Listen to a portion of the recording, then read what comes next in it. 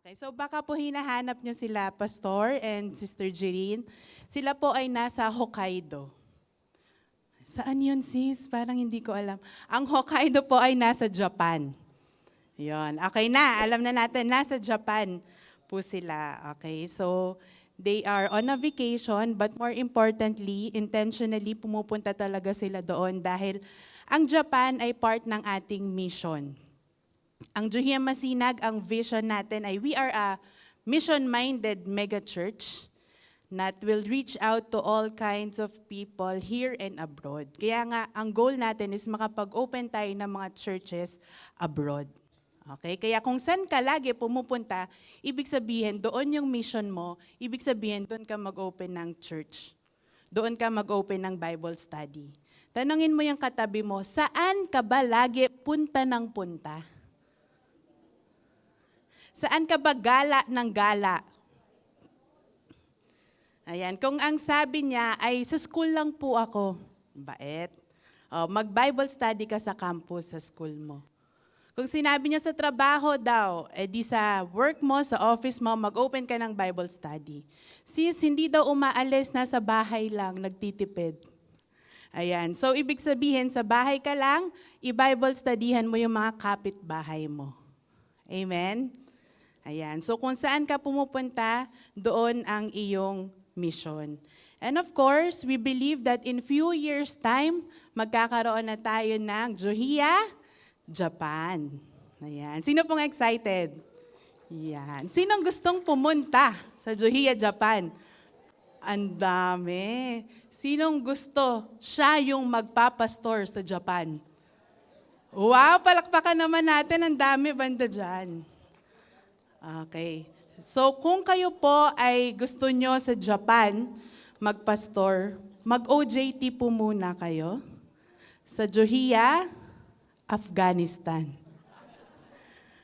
Diba? Afghanistan, Iraq, Iran, Pakistan. Pag nagtagumpay kayo sa Afghanistan, madali na lang yung Japan. Amen?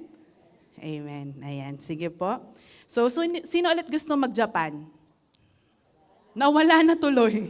Hindi, okay, bisita lang po, bisita. Babalik din. Ayan, sabihin mo dyan sa mga nakataas ng kamay, mag-ipon ka na. Yan. At kapag nakaipon ka by faith, makakapunta ka ng Japan. Amen? Amen. Tamang-tama dahil ang topic natin for today is about faith.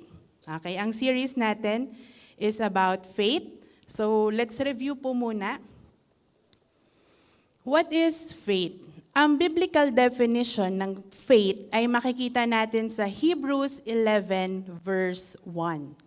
Ang sabi dito, now faith is confidence in what we hope for and assurance about what we do not see. Ang faith, ito ay ang basic foundation ng mga Kristiyano. Ibig sabihin, kung mataas ang iyong faith, may dumating man na mga problema sa buhay mo, may mga dumating man na pagsubok sa'yo, kaya mong malagpasan. Bakit? Kasi mataas ang faith mo, ibig sabihin malalim yung foundation mo. Paano naman ngayon kung konti lang ang iyong faith?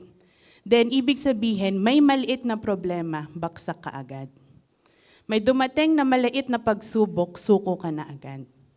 Kaya nga natin pinag-aaralan yung faith para kapag dumating man yung problema, alam natin kung paano tayo lalaban at hindi susuko. Kaya natin inaaral yung faith para kapag tayo nangarap, taasan na natin. Amen? Kasi kapag mataas ang faith mo, mataas yung pananampalataya mo kay Lord na kaya niyang ibigay, then walang magiging imposible sa'yo. Kayang-kaya mo yan. Kaya mong gawin lahat. Sabihin mo sa katabi mo, kaya mong gawin lahat. Sabi sa James 2 verse 17, faith without action is dead. So kung mataas ang faith mo, lagyan mo daw ng action. So kung naniniwala ka, then lagyan mo ng action. Kung puro faith lang at walang action, ang tawag dyan ay fake. Okay, so ano nga ba ang meron ka? Fake ba o faith? Okay, faith o fake? Sabi sa Luke 1, verse 37, to God, nothing is impossible. At sabi sa Mark 9, verse 23, to those who believe, nothing is impossible. Sa Diyos, walang imposible. At sa tao na naniniwala, wala rin magiging imposible sa Kanya. So sabihin mo sa katabi mo, walang imposible sa'yo, walang imposible sa akin. Okay? So today, let's proceed now with our topic. Ang topic po natin for this morning ay the faith that heals. Pakiulit nga po. This story ay makita natin sa Mark 5:25 to 34. This is the story of the bleeding woman. So before we start, let's pray. Hingin natin yung guidance ni Lord. Heavenly Father, we thank you for this morning that you have given us. Patuloy, Lord, na nagpapakumbaba kami at nagpapatulong kami sa iyo. Hindi po namin kayang aralin, unawain ang lesson na ito kung hindi mo kami tutulungan. Kaya Lord, bigyan mo po ang bawat isa ng katalinuhan, ng understanding. Give us your fresh revelations, Lord, para nang sa ganon ma-activate namin yung faith namin, mabigay sa amin yung healing na kailangan namin, at ma-transform yung buhay namin from glory to glory. We invite your presence to be upon this place. Be with us, Lord. Be in this church. At wala pong gawa yung kaaway na magtatagumpay. In Jesus' name, bagkus, Lord, ikaw lamang ang mananalo sa araw na ito at sa buhay namin. We thank you, Lord. In Jesus' name we pray. Amen and amen. Palakpakan natin si Lord. Yung pinakamalakas. Sige, so basahin natin Mark 5:25 to 34. And a woman was there who had been subject to bleeding for 12 years. Ilang years daw po? 12 years. She had suffered a great deal under the care of many doctors and had spent all she had. Yet instead of getting better, she grew worse. When she heard about Jesus, she came up behind him in the crowd and touched his cloak, because he said, "If I just touch his clothes, I will be healed." Immediately, her bleeding stopped, and she felt in her body that she was freed from her suffering. At once, Jesus realized that power had gone out from him. He turned around in the crowd and asked, "Who touched my clothes?" "You see the people crowding against you," his disciple answered, "and yet you ask, 'Who touched me?'" But Jesus kept looking around to see who had done it.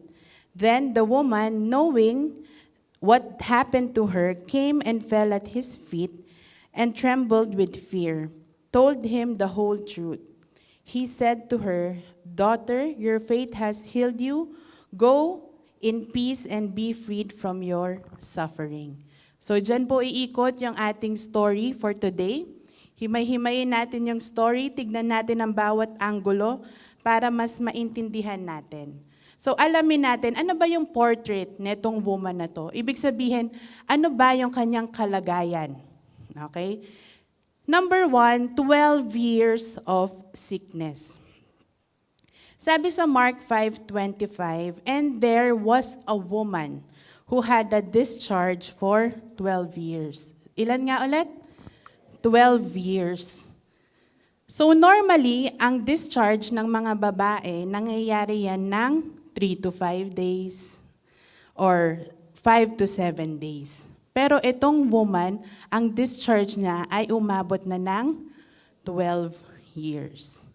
And gusto ko pong malaman ninyo ang point of view ng mga babaeng dinudugo. Okay? And there's no better way to explain this than to use science. Okay? So every month, ang mga babae ay nagkakaroon ng dugo.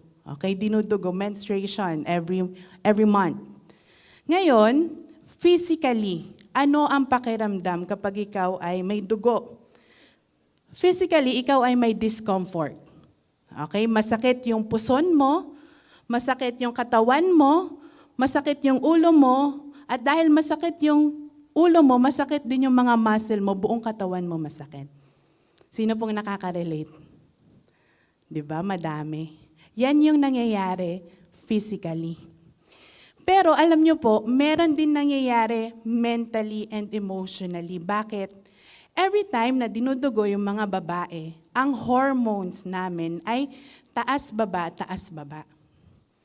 Ibig sabihin, bago pa magkaroon ng bleeding days before, tinatawag natin yan premenstrual period, ang hormones ng mga babae, specifically estrogen at progesterone, mataas. Church po yung pinuntahan natin, bakit tayo nagsascience? Ganun po talaga. Okay? So, estrogen, progesterone, mataas. Ano naman ngayon?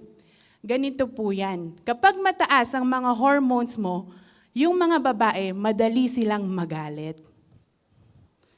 Ayan, nagsitinginan na sila sa kanilang mga asawa. Madali silang magalit, mabilis silang mairita, maliit pa lang na bagay, big deal na. Away. Okay? That is before. Now, during the time of bleeding, mababa ang mga hormones. Sobrang baba. Baksak ang progesterone, baksak ang estrogen. Anong mangyayari? Yung dating galit na galit, ikaw naman itong pagod na pagod. Parang ang lungkot-lungkot. Diba? During the bleeding time, nakaka-depress, nakaka-anxiety. Wala kang energy kasi lahat ng energy ng katawan mo napunta doon sa kailangan ma-release mo yung mga blood. Okay? So ngayon, di pagod na pagod ka. Feeling mo bloated ka, feeling mo ang pangit mo. Ito yung mga panahon na gusto mong kumain ng masasarap, nagki-crave ka, pero ayaw mong tumaba. Ito yung mga panahon na yung emotions mo hindi mo maintindihan, gusto mong pumunta sa malayong lugar, gusto mong magbakasyon, makakita ng magagandang lugar, pero ayaw mong mabawasan yung savings mo. Di ba? Hindi natin maintindihan. Kaya nga kapag ka meron, nagagalit yung mga lalaki, ano ba yan, di ko kayo maintindihan. Pero the good news is, ito po yung good news sa mga babae. After naman natin ma-release lahat ng toxin sa katawan, from the inside and out, ang feeling natin para tayong fresh na fresh. Okay? Dahil lahat ng dumi nawala na. So ngayon, fresh ka na, and aside from that, tumaas ulit yung estrogen mo, pero tumaas yung serotonin mo. Anong mangyayari? Sobrang saya mo. Masaya ka kasi feeling fresh, feeling blooming, okay? At dahil na-release mo lahat ng toxin, yung skin mo nag-glow, okay? Para ka na ulit bago. Ang ganda-ganda po namin, sinasabi ko sa inyong lahat. Talaga lang. Okay? Tignan mo yung katabi mo, blooming ba? Tignan mo yung katabi mo, glowing ba?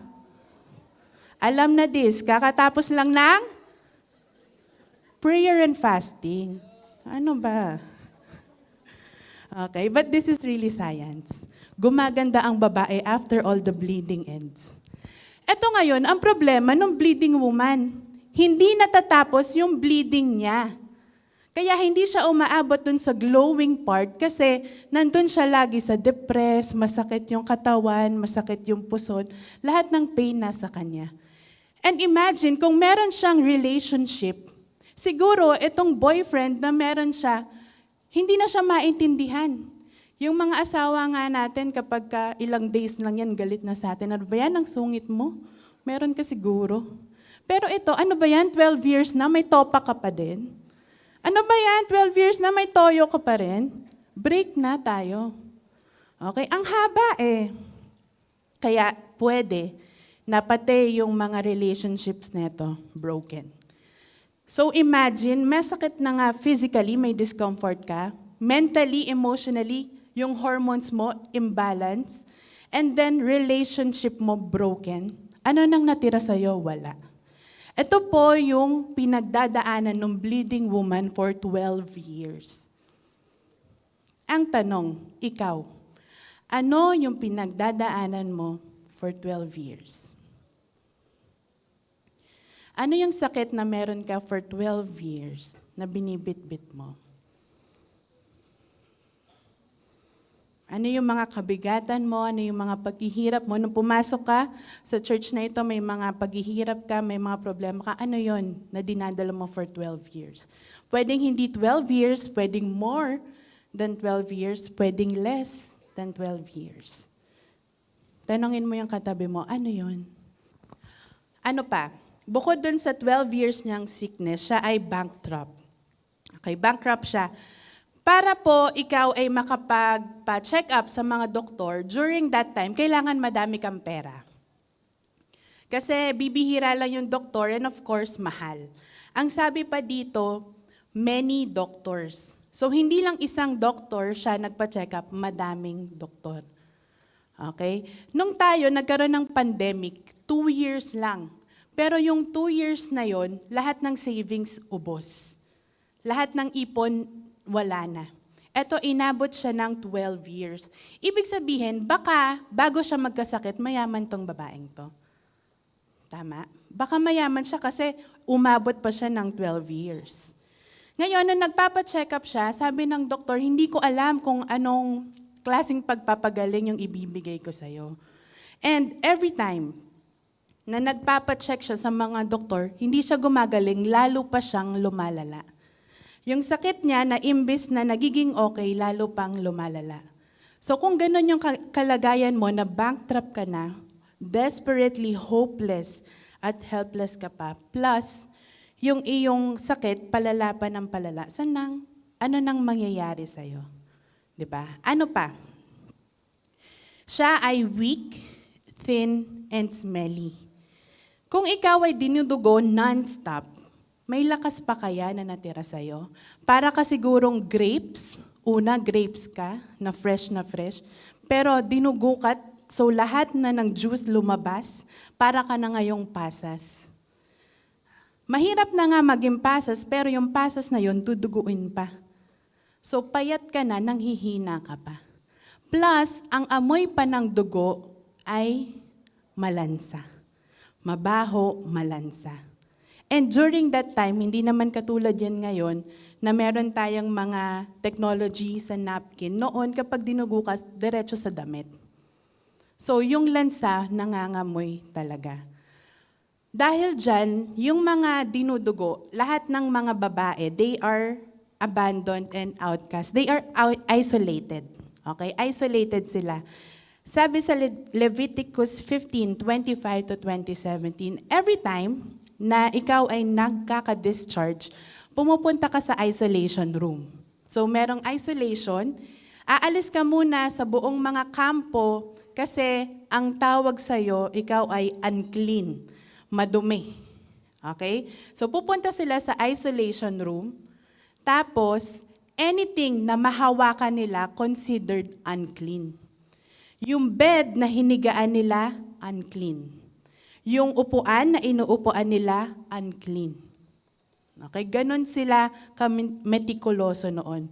At kapag may nahawakan nga sila na tao during their discharge, even yung taong yon unclean.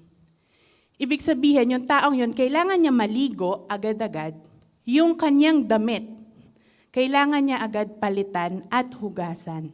At yung taong nahawakan niya, considered din siyang unclean for the whole day until night.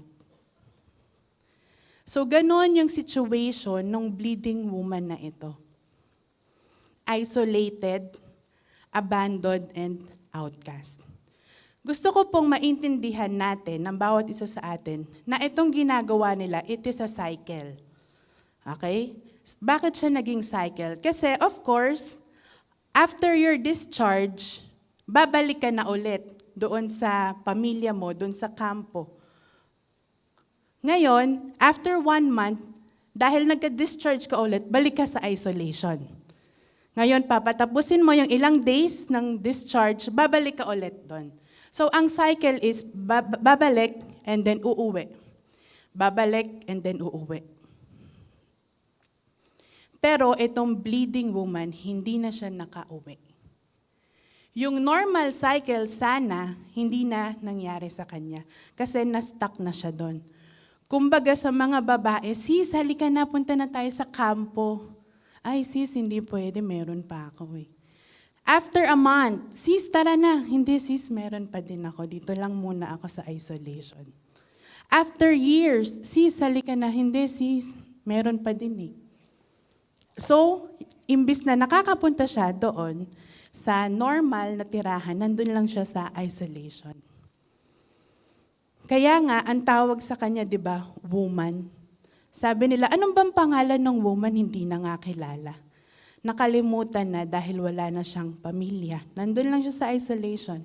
Kapag sinabing may babae, sinong babae? Yung bleeding woman, yung babaeng dinudugo. Nagkaroon na siya ng stigma na ang pangalan niya siya yung babaeng dinudugo. Na nandun sa isolation for 12 years. Yun na yung pangalan niya. At dahil nandun na siya sa isolation, hindi na siya makabalik sa normal cycle, ang tawag sa kanya, stuck. Na-stuck up na siya dun sa ganong sitwasyon. Sa buhay natin, may mga normal cycles tayo na sinusunod. Normal na pagkatapos mong mag-aral, makahanap ka ng trabaho. And yung trabaho na yon, dun ka mag-iipon, dun ka magpupundar. Pero may mga iba, hindi makahanap ng trabaho. Na-stuck na sila, na walang trabaho. Or pwede naman na may trabaho ka, pero na-stuck ka na dyan, ang liit ng sweldo mo. Hindi ka makahanap ng promotion, hindi ka maka-request na itaas yung sweldo mo. Bakit? Kasi kulang ka ng experience, kulang ka ng education, na-stuck ka na. Normal sa cycle ng tao na kapag ikaw ay nasa tamang edad, nag-aasawa ka na. Pero wala kang mahanap na asawa, na-stuck ka na dyan. Or may asawa ka man, pero hindi ka makagawa ng sarili mong pamilya, hindi ka makabuo, na-stuck ka na dyan. O yung iba nagtatrabaho, trabaho, bayad ng bills, walang savings. Trabaho, bayad bills, walang savings. Trabaho ulit, bayad ng mga bills, walang savings. Na-stuck ka na dyan. Saan ka nasa-stuck sa buhay mo? Imbis na ikaw ay nasa normal na cycle, hindi ka makapunta sa normal na stuck ka na. Kanina ang tanong natin, ano yung sakit mo for 12 years? Maaari, wala naman akong sakit kaya hindi ako makarelate. Pero baka naman, wala kang sakit pero na-stuck ka na sa sitwasyon na hindi ka makaalis. Tanungin mo ulit yung katabi mo, saan ka nasa-stuck?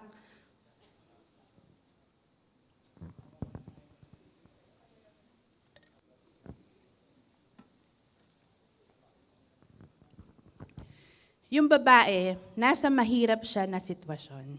Pero one day, isang araw, may magandang nangyari sa buhay niya.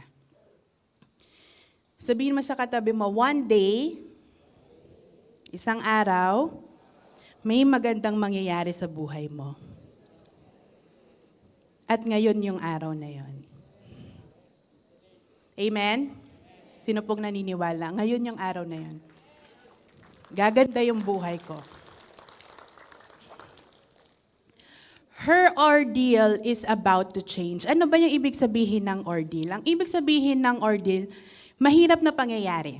Sitwasyon sa buhay ng isang tao na hindi maganda, hindi masaya, pangit na pangyayari. Pero yung pangit na pangyayari na yon, matatapos na. Amen? Sabihin mo sa katabi mo, yung pangit na nangyayari sa buhay mo, matatapos na. Dahil si Jesus nandito na. In the midst of all her suffering, sickness, problem, sa gitna lang lahat ng pangit na nangyari sa buhay niya, Luke 8:40, dumating si Jesus. At nung dumating si Jesus, narinig niya. Si Jesus? Sino si Jesus? Narinig niya, nandun siya sa isolation, siguro nag-uusap yung mga ibang babae doon, sabi nila, si Jesus padating. May na-demon possess doon sa Luke 8 na na-demon possess siya, madaming demonyo yung na-possess sa kanya, legions. pinatanggal ni Jesus, pinalayas ni Jesus. Ngayon, bali-balita, si Jesus nagpalayas ng demonyo. Bali-balita, si Jesus nagpagaling ng may sakit. Bali-balita na si Jesus, yung bulag nakalakad, yung pilay nakakita. Sino pong naniniwala sa mga miracles ni Lord? Pumalakpak lahat ng naniniwala. Natulog yung katabi niya. Sabi ko po, yung bulag nakalakad. Pumalakpak kayo. Sige, gising-gising. Okay. So, ito po, si Jesus, ito na yung totoo. Si Jesus, nagpagaling, narinig niya yung mga reports na si Jesus nagpagaling ng may sakit, si Jesus gumagawa ng himala, si Jesus powerful, si Jesus walang mahirap sa Kanya, si Jesus walang imposible sa Kanya. Yan yung nabalitaan niya. At nung nabalitaan na niya, naniwala siya, si Jesus yung solusyon sa problema ko. At ngayon, sasabihin ko sa inyo, si Jesus ang solusyon sa problema mo. Wala nang iba, si Jesus lang. Paano yan, sis? Pinapasok ko na si Jesus sa buhay ko. Eh di good. Ibig sabihin, dumating man yung problema sa buhay mo, kaya mo yan malagpasan. May sakit ka man ngayon, kaya kang pagalingin.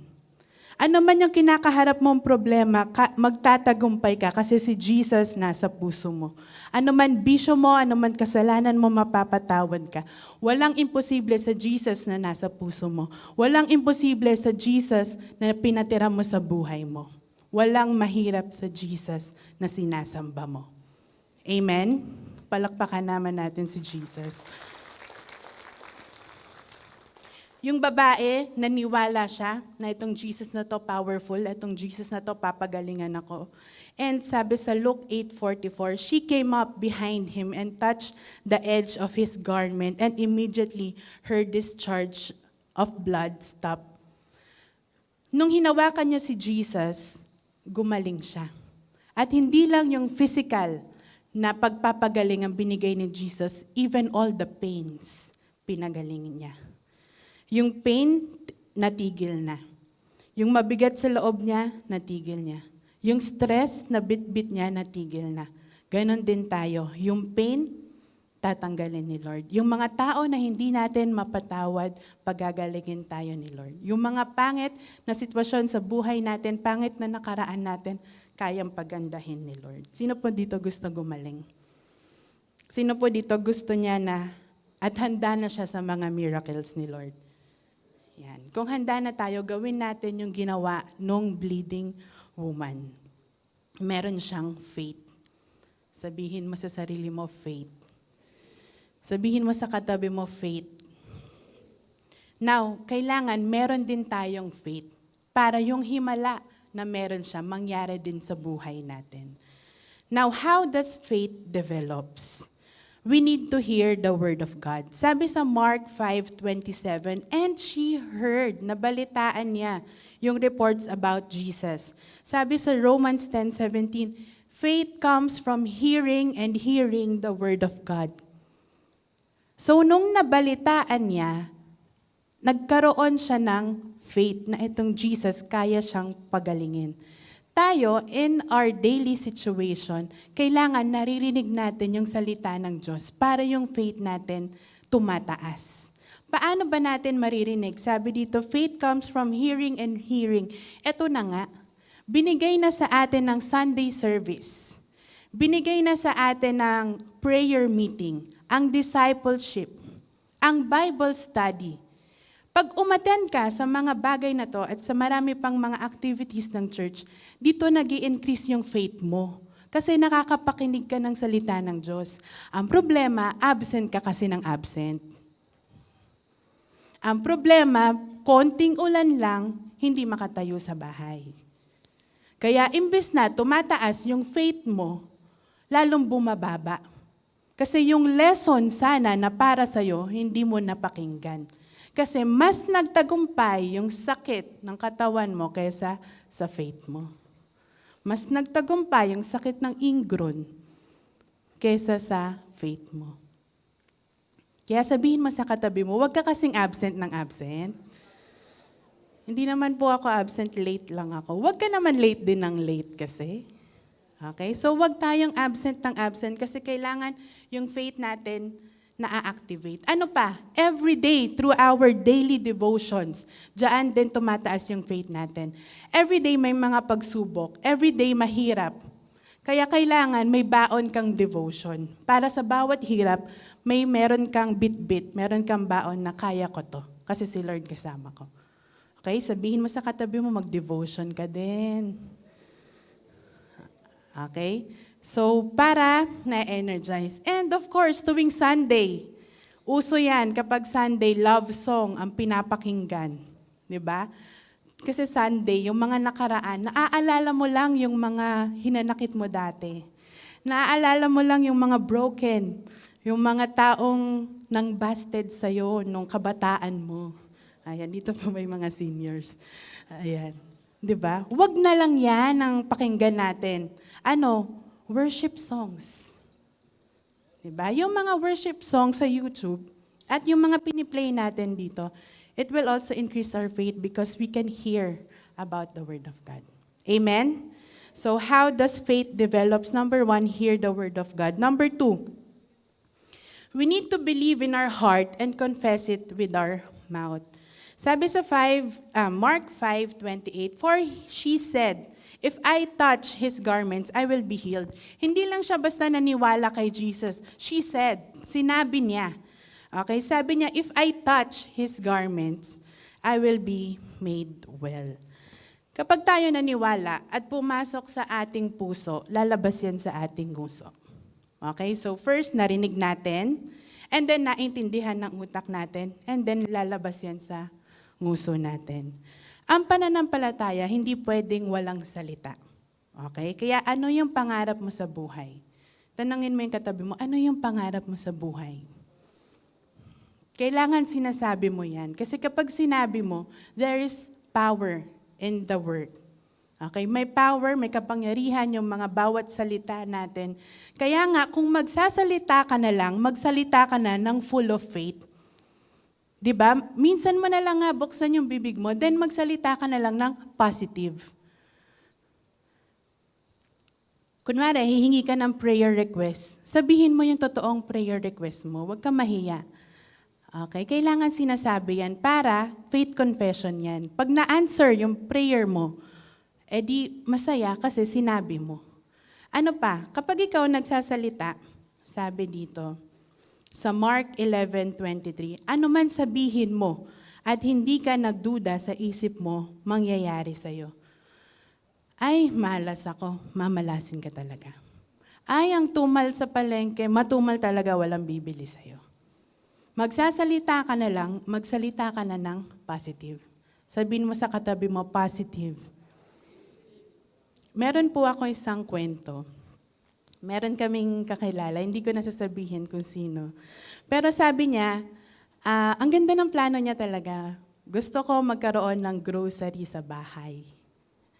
Yan, grocery daw. Ayoko ng tindahan, sabi niya. Gusto ko grocery. Papalagyan ko ng aircon.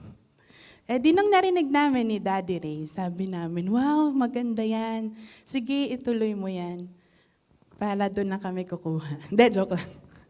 So sabi namin, sige, ituloy mo yan. So excited siya, excited. Ngayon, dahil kami yung una niyang feedback, positive yung feedback namin, kinuwento din niya doon sa dalawang lalaki. Sabi doon ng lalaki, share siya, gusto ko ng grocery, sabi niya. Sabi ng mga lalaki, hala, sinong bibili sa'yo? Sinong bibili sa'yo ng mga taga dito, nag-grocery na yun sa SM? Diba? So may isang positive faith, may isang negative faith. Sino po kaya ang magtatagumpay? Sino po kaya sa tingin ninyo ang magtatagumpay? Sige po, pwede pong sumagot. Positive. Okay. Ito po yung nangyari. Hindi pa din po namin alam. To be continued. To be continued ang story. Kasi doon na naputol eh.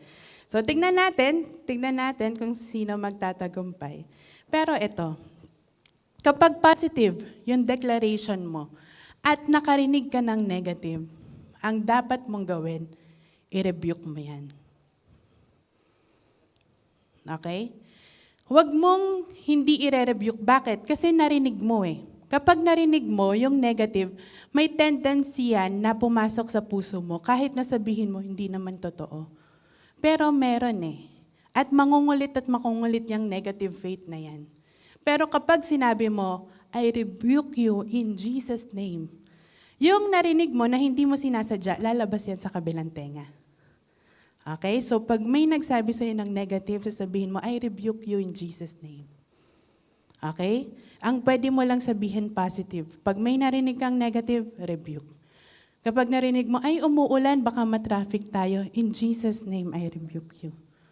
Ay, baka hindi tayo makaubos, matumal ang benta pagka July. In Jesus' name, I rebuke you. Okay?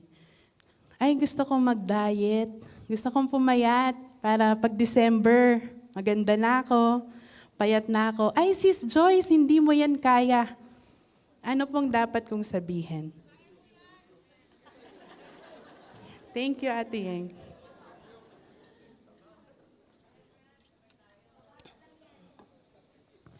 Sis Joyce, hindi mo yan kaya. Ano pong rebuke sasabihin ko?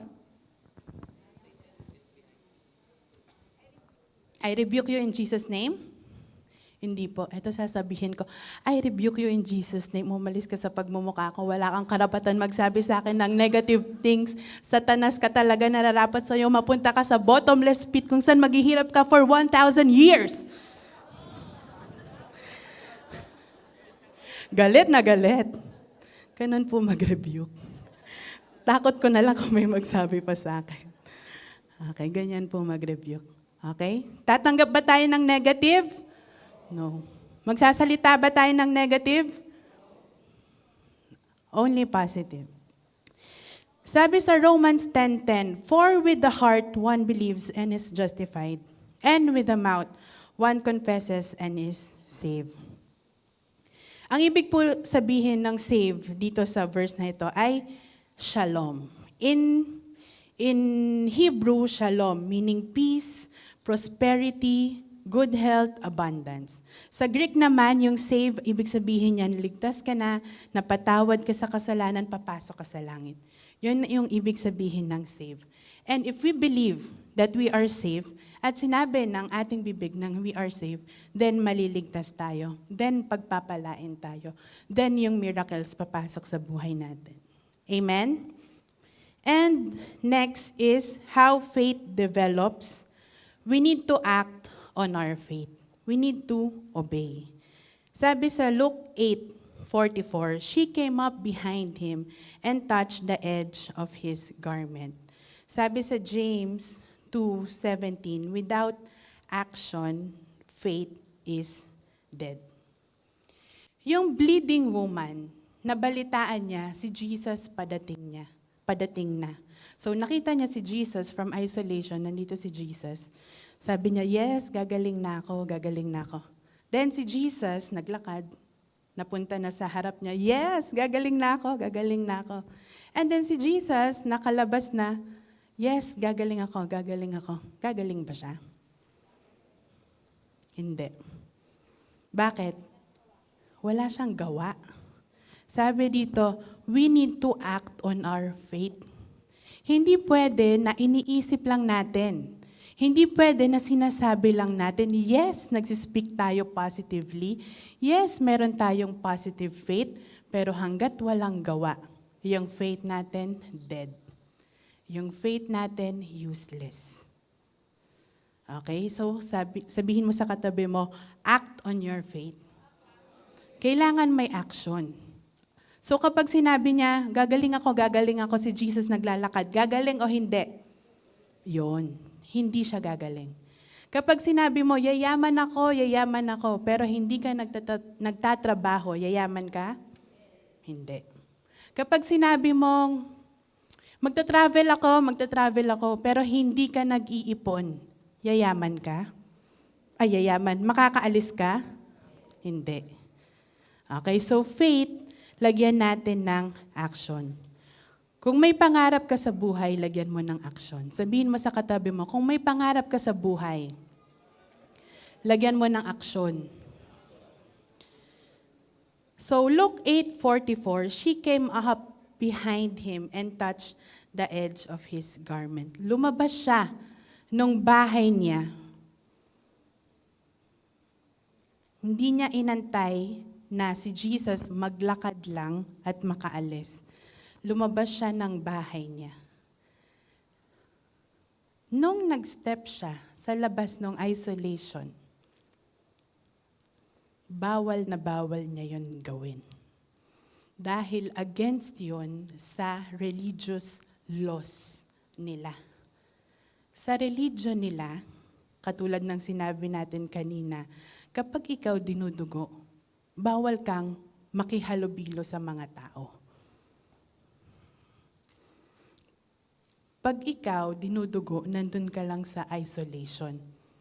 Pero siya, lumabas. Ano pa?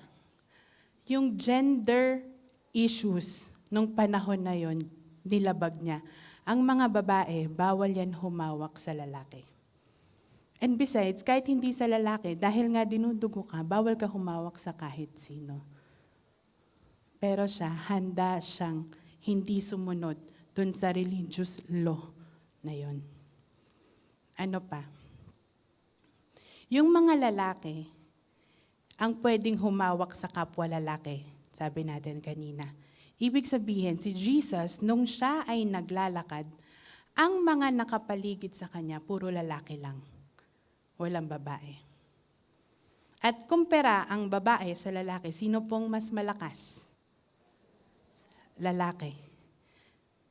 So, yung mga lalaki, sila yung nagsisiksikan para pumunta, lumapit kay Jesus. Siya, na babae, mahina. Ano yung kaninang definition natin? Siya ay thin, siya ay weak, siya ay smelly. Yung lumabas ka ng bahay mo na meron kang tagos, nakakahiya na yun, di ba? Pero siya, duguan lumabas ng bahay. Lumabas siya ng bahay, hindi niya hinayaan na sabihin sa kanya ng mga tao, uy, bawal niyang gagawin mo. For sure, narinig niya yun. For sure, pinagbawalan siya. At for sure, may narinig din siya na ang baho mo. Huwag ka na dito. Baho naman. Ano ba yan? Ang lansa. Pero hindi niya pinakinggan. Ngayon, iisipin natin, bakit ganon? Religious laws yan eh. Dapat hindi niya nilabag. Pero ito kasi yun. Kapag ang religion mo at si Jesus nagbangga, naniniwala tayo na si Jesus ang dapat natin sundin. Dahil ang religion, hindi naman yan makakapagligtas sa atin. Ang tanging makakapagligtas sa atin, si Jesus.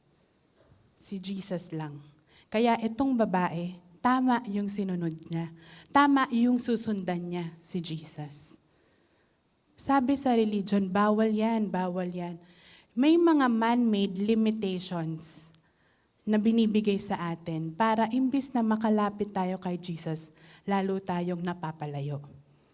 Itong mga violate niyang religious laws, violate niya kasi tama yung susundin niya si Jesus. So ang ginawa niya, lumabas siya sa isolation. Kahit na nanghihina na siya, so siguro sa una, naglalakad siya, naglalakad ng dahan-dahan, naglalakad ng pakonti-konti kasi nanghihina. And then sa dami ng mga tao, mga lalaki pa nga, mga barakong lalaki na nagigit-gitan doon, for sure nadapa siya. So nakatayo siya, nadapa siya, magpapatuloy pa kaya siya? Kung kayo, magpapatuloy pa kayo? Yung iba pwedeng hindi na, pero siya nagpatuloy siya. So nung una, gumagapang siya.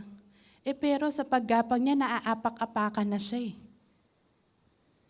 So, nakaluhod siya, naaapakan siya, ginapang niya. Okay?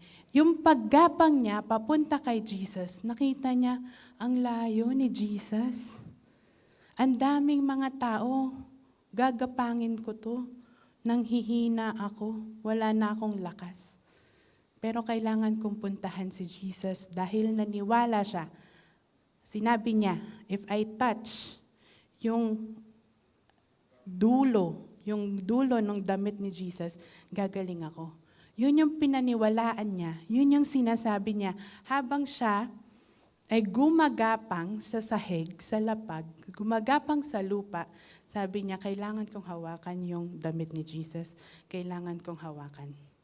Even yung action niya, nagsispeak dun sa faith na meron siya.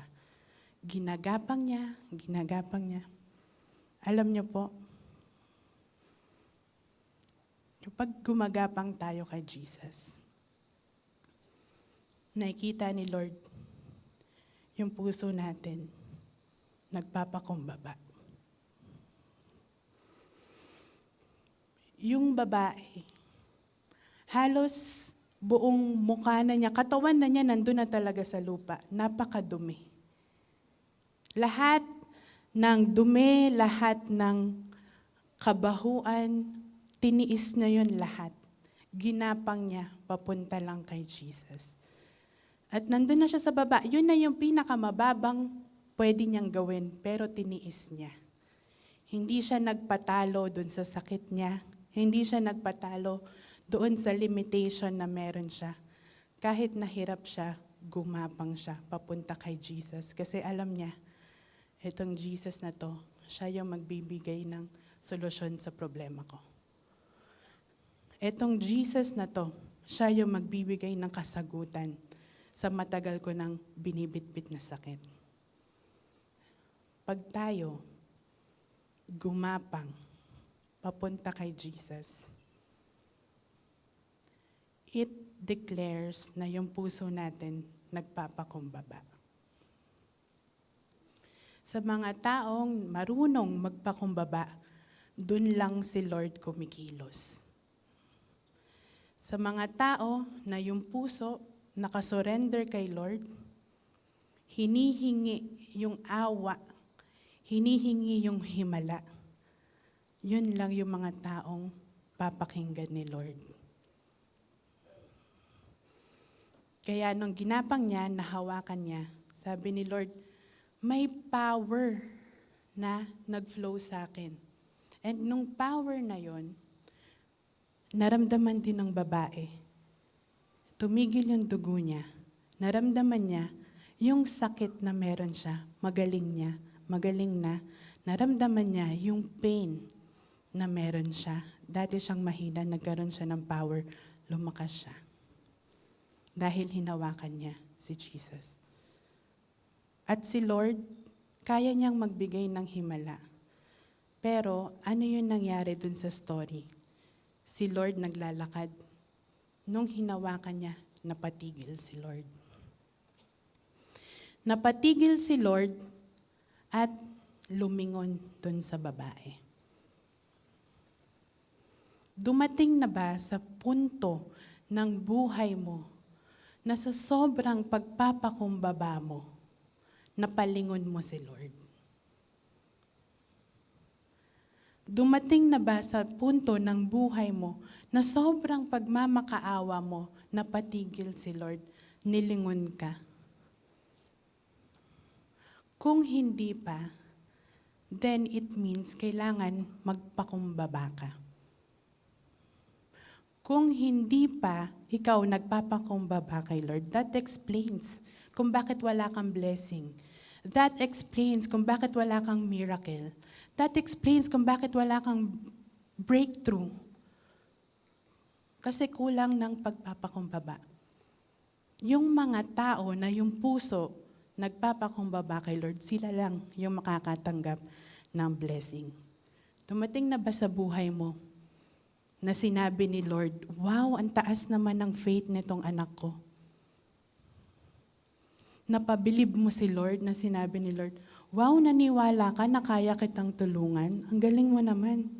Wow, yung mataas mong pangarap, naniniwala ka na ibibigay ko sa'yo. Ang galing mo naman. Sige, dahil naniwala ka, ibibigay ko sa'yo. Sige, dahil naniwala ka, ibe-bless kita. Sa buhay natin, para tayo pagpalain ng Diyos, kailangan marunong tayong magpakumbaba. Para makuha natin yung breakthrough, kailangan marunong tayong magpakumbaba. Para makuha natin yung mga miracle, kailangan marunong tayong magpakumbaba. Sabihin mo sa katabi mo, magpakumbaba. Sabihin mo, be humble. May mga tao, matitigas yung ulo, ayaw nilang magpakumbaba. Yung mga taong yon, hindi makakaranas ng himala kay Lord. Ulitin ko po may mga tao, matigas ang ulo, hindi marunong magpakumbaba. Yung mga taong yon, sila yung mga hindi makakaranas ng himala kay Lord. God resists the proud and gives grace to the humble. Marami tayong kinaka-desperatean. Desperate tayo sa trabaho, desperate tayo sa paghahabol ng career, desperate tayo sa promotion, desperate kumita ng pera, desperate sa mga tao na nagmamahal sa atin. Pero try natin, kay Lord tayo maging desperate. Kasi kapag kay Lord ka desperado, kahit kailan hindi ka niya bibiguin. Amen? So this time,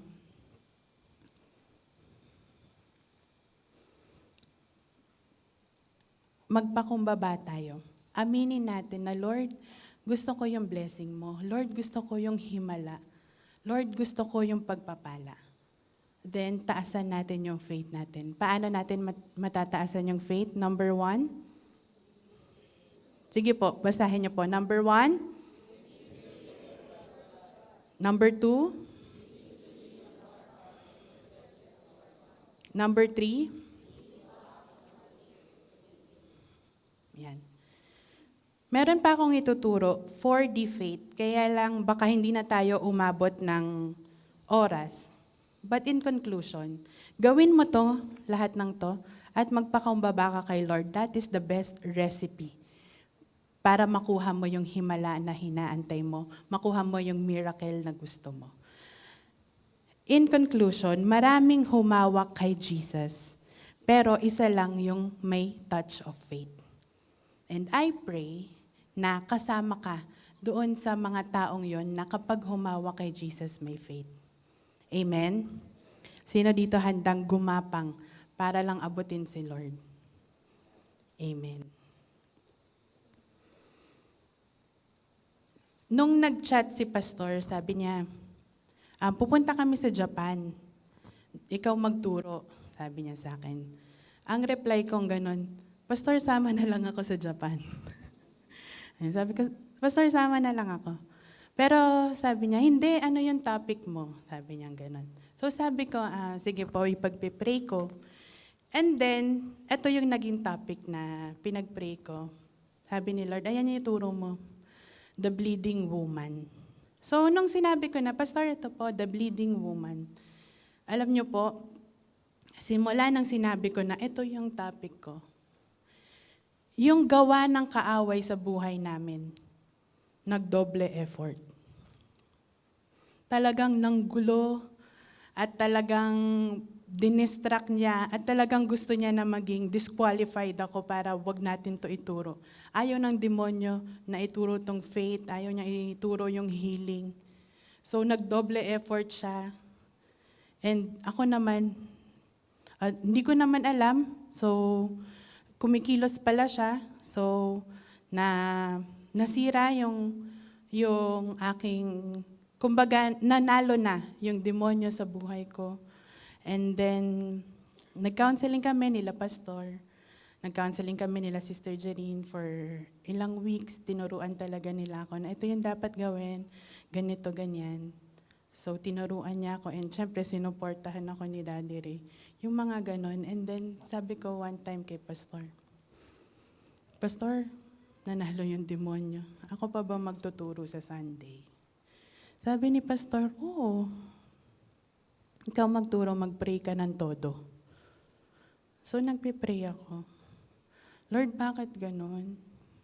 Bakit sobra yung intimidation ng demonyo? Bakit sobra siyang manggulo? And up until inaaral ko to, yung demonyo nagbubulong, hindi mo yan kaya. And then nagpipray ako ng todo. Sabi ko, Lord, bakit? Alam niyo po kung anong sabi ni Lord? Nanggugulo yung demonyo kasi alam niya na may mga papagalingin ako sa araw na to.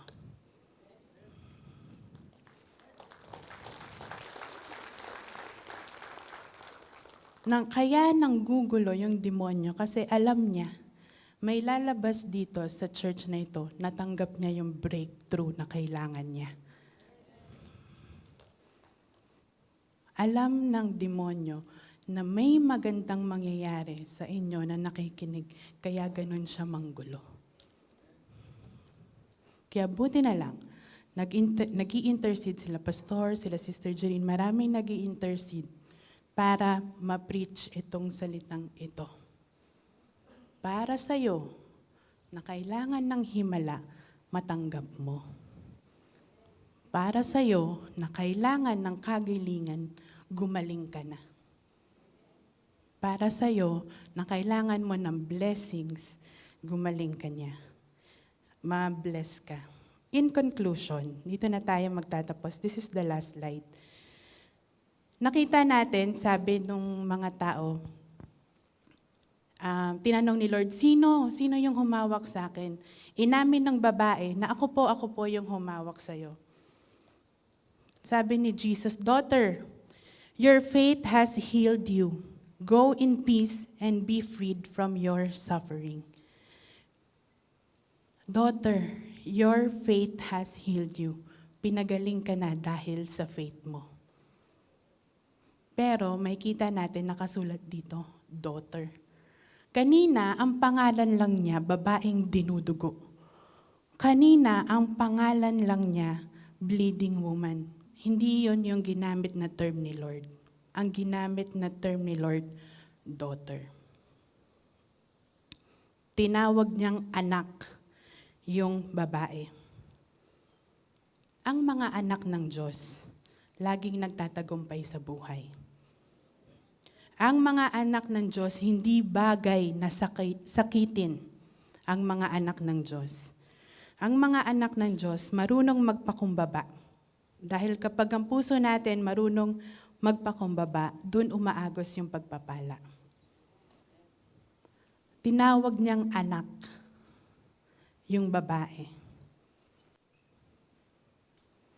Kung yung anak napagaling ni Lord noon, ibig sabihin, yung mga anak ni Lord ngayon, kaya niyang pagalingin ngayon. Amen? Sino po dito handang gumaling? Gustong gumaling? Tayo na po tayo.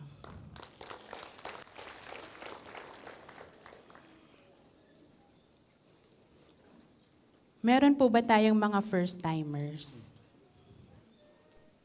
Yung mga first time lang po na naka-attend dito sa church na ito. Ayan. So, welcome po sa Juhia. Dito na lang po kayo sa harap. Ayan. Ang church po natin ay, kahit kalimutan nyo na yung pangalang Juhia, basta huwag nyong kalimutan yung pangalan Jesus. Dahil tayo ay Jesus lang at Bible lang.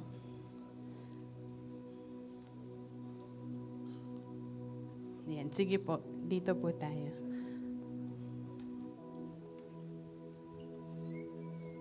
Yung mga unang papagalingin ni Lord, yung mga tinatawag niyang anak. Yung mga unang ibibless niya, yung mga tinatawag niyang anak.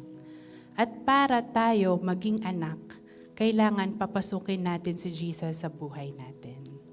Para tayo maging anak, kailangan yung kaniyang libreng kaligtasan na inaalok ay papasukin natin. Okay? At kapag pinapasok natin si Jesus, anak na tayo.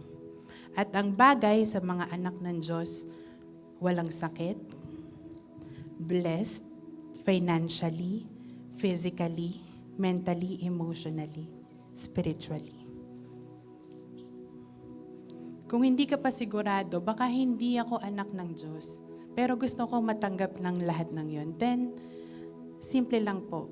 Sundin mo lang itong panalangin na to at maniwala ka sa puso mo na pag pinapasok mo si Jesus, save ka na, ligtas ka na, kalakip nun yung mga blessings. Ano man mangyari sa atin, sa langit tayo pupunta. Sige po. Ako, sumunod po kayo sa prayer na to kung gusto nyo pong maging anak ng Diyos. Sige po, Panginoon. Sige, sabihin mo ng may paniniwala, may faith, Panginoon. Panginoon, Ako po ay lumalapit sa iyo ako po ay lumalapit sa iyo at nagpapakumbaba. at nagpapakumbaba. Inaamin ko Inaamin ko na ako ay isang makasalanan na ako'y isang makasalanan at ang aking relihiyon at ang aking relihiyon ay hindi sapat ay hindi sapat para ako ay maligtas para ako ay maligtas at maibalik ang relasyon sa iyo. at maibalik ang relasyon sa iyo.